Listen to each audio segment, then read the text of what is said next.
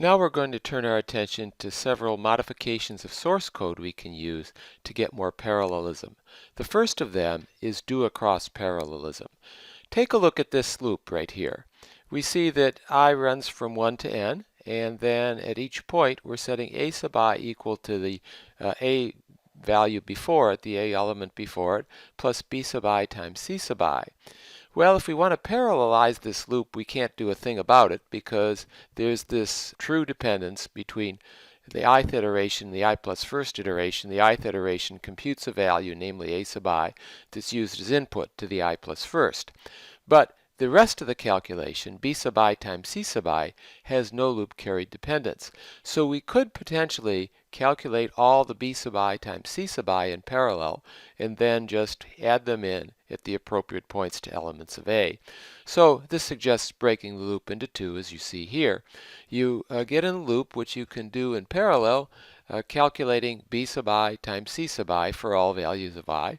And then you've got your second loop, which adds the a sub I minus 1 value, the previous element to the array, and the temp value that you've just calculated in to get the new value of the ith point in the array. Well, what's the disadvantage of this approach?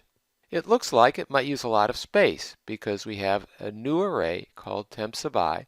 So if our a sub I and b sub I are large, we've just increased the amount of space it takes to represent the program. But never fear, there's a way to solve the problem. We first of all set up a parallel task that calculates b sub I times c sub I. And then, as we're going through to calculate the new value of a, we simply have it wait until the appropriate value of b sub I times c sub I has been calculated. This is done with what's called wait and post primitives. We tell the loop to wait until the I minus first iteration is finished before going ahead and adding into this value of a sub I. And then after we get done, we post I, and that lets the next iteration of a sub I equals a sub I minus 1 go ahead. Now I didn't mention it before, but the execution time where we had the two parallel loops was n times the time to do an iteration of one loop plus the time to do an iteration of the next loop. If we do parallelism this way, with DOACROSS parallelism, where we get started by calculating the b sub I times c sub I for all elements, and only then do we post to the second loop. Then we can do a little bit better, because all we have to do here is wait for the first iteration of this loop to finish before we can start doing the additions here. And that allows us to do more in parallel. The execution time is now ts1 plus n times ts2, because you see we get started on the b sub I times c sub I there, and then after we do that we can calculate a b sub I times c sub I in parallel with doing the addition.